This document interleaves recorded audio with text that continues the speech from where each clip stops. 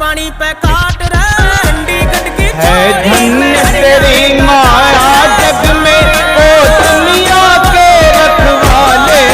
शिव शंकर डमरू आले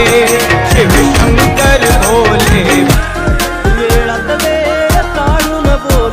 ओ सच्ची सच्ची बोलू जाते तेरे लागे चीज रे रहन देना मैडम को न्या होनी मारी रीस रे खाए सफर कर पीछे कद्दे खा के देखिए खीस रे लाए न गेड़े नारा की मेरे पाछे हंडे पीस रे झेल गाबरू बोले कोई बोले सा समाट रे डंडी गटकी छोरी मैं हरियाणे का जाट रे आणि ज्यांना तुमची मित्र आहे ज्याला साथ द्यायची आहे ना तो देतो आणि ज्याला साथ सोडायची आहे ना